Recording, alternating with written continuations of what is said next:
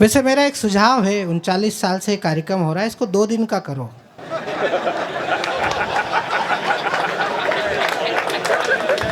एक दिन अतिथियों का आगमन और स्वागत समारोह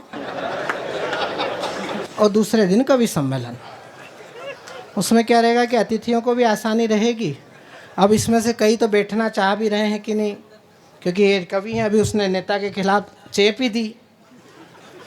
अब उसको यही पता नहीं है कि यहाँ 2-2 पार्टी के फंसे हुए हैं।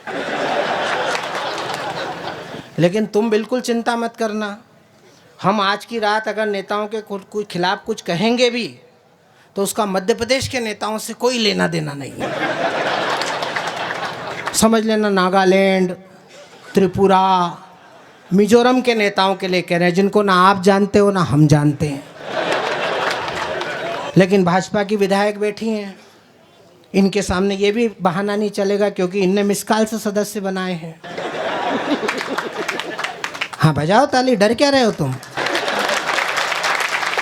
ममता जी मिसकाल से, प्रियंका जी मिसकाल से सदस्य बनाए तो वहाँ सदस्य बन गए जहाँ लोग बसे ही नहीं है। और हम कवि देखो, अभी वो खड़ा हुआ तो माइक वाले को राय दे रही है, ऐसा कर लो न वैसा कर लो ने। खुद की टोपी ठीक करना तो आ नहीं रही है, माइक ठीक करवा रहा है। और माइक वाले से मेरा निवेदन है, भैया इसका तू मास्टर है, इन पागलों के कहने में कुछ मत करना, वरना ये पूरा माइक खराब कर देंगे। इनको कविता के अलावा कुछ नहीं आता है। अगर इनको कुछ आता तो ये यहाँ रो रहे होते अभी।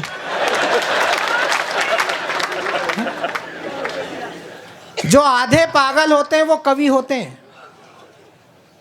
दादा सही है ना? आप तो हमारे दादाजी की उम्र के हो, लेकिन ये जो कवि आधे पागल होते हैं वो कवि होते हैं। लेकिन जो इनको बुलाकर सुनते हैं,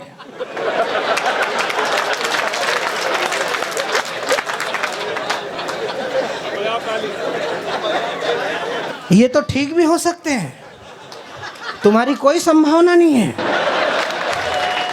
और तुम ग्रेड में हमसे बड़े लोग हो, तुम नीचे बैठे हो, हम ऊपर बैठे हैं। कुंभराज तो व्यापारिक शहर है, तराजू के 2 पलवे होते हैं, जो भारी होता है वो हमेशा नीचे होता है, जो हल्का होता है वो हमेशा ऊपर होता है। अब इतने कंजस्टेड लोग खड़े हैं एक में एक घुस के कि ताली बजाए तो उसकी बाएं फट जाए, लेकिन ताली नहीं बजाओगे तो इसमें से एक आधी कवि फट जाएगा। इनको ताली सुनने की आदत है। और जो मोबाइल से रिकॉर्डिंग कर रहे हैं बंद कर दो, सब यूट्यूब पे मिलेगा। एक तो ये मोबाइल ने बहुत संकट पैदा कर दिया, वैसे ही मोबाइल ने हमारे परिवार नष्ट कर दिए। अब हमारे परिवारों में संवाद नहीं हो रहा है, केवल व्हाट्सअप हो रहा है बस। पति नौकरी से निकलता है, पत्नी को फ़ोन करके भी ये नहीं पूछता है क्या बनाया, वो व्हाट्सएप पे मैसेज करता है क्या बनाया। तो ममता जी उसकी पत्नी के पास उससे बड़ा वाला है, वो भट्टे का फोटो डाल देती कि ये बनाया, आके खा लेना।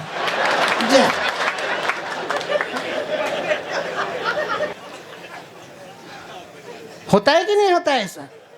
ये तो कुंभराज तो फिर भी संस्कारवान शहर है। जरा उधर इंदौर, उज्जैन, बम्बई, दिल्ली में फंसना, मेहमान आते तो ये नहीं पूछते कि तुम्हारे घर के बाल बच्चे कैसे हैं। अपन भी उनसे ये नहीं पूछते कि यात्रा कैसी रही है। मेहमान आते से एक ही बात पूछते हैं घर में, तुम्हारे घर चपटी पिन का चार्जर है क्या?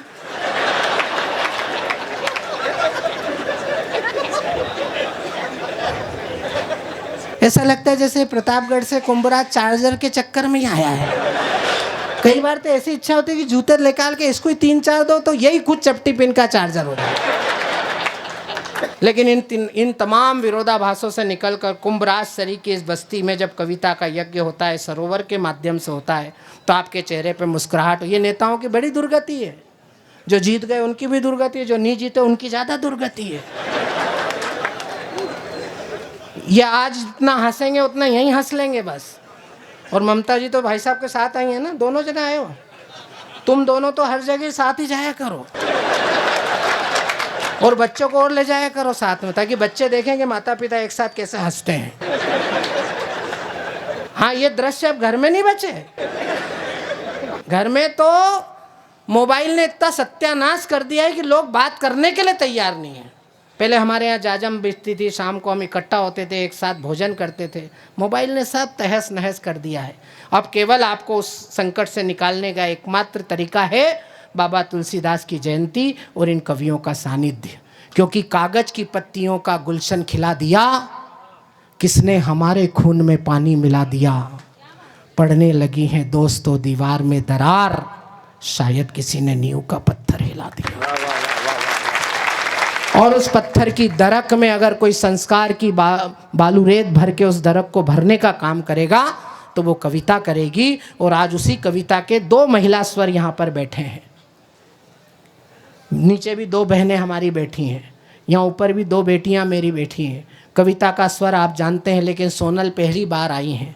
उनकी वेशभूषा से ही लग रहा होगा कि वो प्रेम गीत पढ़ती हैं, क्योंकि इन दिनों प्रेम में है। प्रेम किया है, प्रेम को लिखा है, प्रेम को गाया है, और प्रेम के चक्कर में ही वो यहाँ तक आई। क्या ताली बजाई महाराज जी आपने। इस त्रिपुंड की तो रक्षा करो आप। माथे पे ही चंदन है, अंदर तो गुलाब ही गुलाब महक रहा है।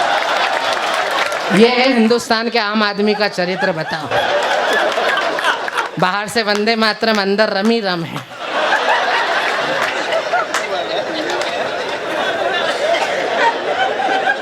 तुम्हारा तो सावन सफल हो गया है। शुक्ला सप्तमी पे ही तुम तो भादव के मजे लेने लगे। क्या मस्त बस्ती है। भाई साहब आप भी मुस्कुराओ, हंसो आप। काले शर्ट वाले भैया अधिकारी हो क्या? ममता जी के बेटे तुम ही डॉक्टर है? तो डॉक्टर तो हंसो, तुम तो प्लस में ही हो। तुम्हारा तो भगवान ने तुमको डॉक्टर बनाया है, मतलब तुमको कोई घाटे में नहीं लाएगा। डॉक्टर क्या आड़ा आता है, खड़ा आता है, आदमी ना आड़ा जाता है, और वो खड़ा और आड़ा मिलकर ही प्लस बनता है। डॉक्टर तो जिंदे में भी प्लस में ही और मरे में भी प्लस में ही है।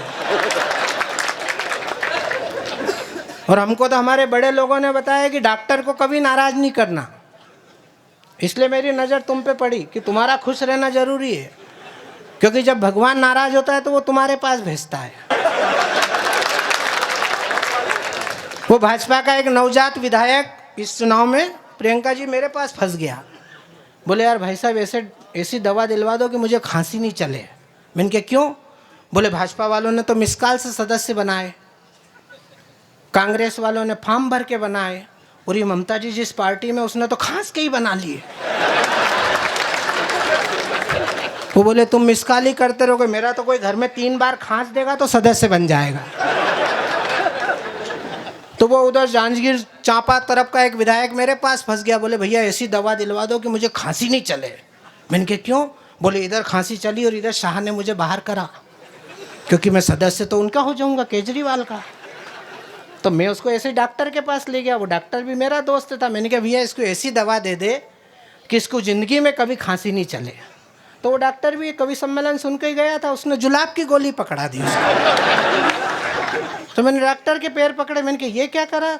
मैंने तो खांसी बंद करने की दी थी, बोला था, तुमने जुलाब की पकड़ा दी। अरे बोले भैया मैंने परमानेंट इलाज कर दिया, अब खांसने के पहले 3 बार सोचेगा। और ताली बजा रहे हो कि ये हाथ यहीं रखूं मैं? अभी ये करने की देर है, वो आने वाले हैं अभी। लेकिन मैं चाहता हूं कि इस समय सोनल जैन आए। सूरत से आई हैं, खूबसूरत हैं। हमने एक शाम चरागों से सजा रखी है। आहा, हमने एक शाम चरागों से सजा रखी है, शर्त लोगों ने हवाओं। वो प्रोफेसर साहब गए तो तुम फंस गए आके। ये क्या छांट के बिठाएंगे 2-3? वो तो अच्छा हुआ सही समय पे चले गए। वो पूरा कवि सम्मेलन ओक लगा के पी भी सकते थे। उसको तो पानी पकड़ाया है, मेरे को पकड़ाते तो मैं कहता था कि इसमें मिलाने का भी दो, भले ही सावन चल रहा है।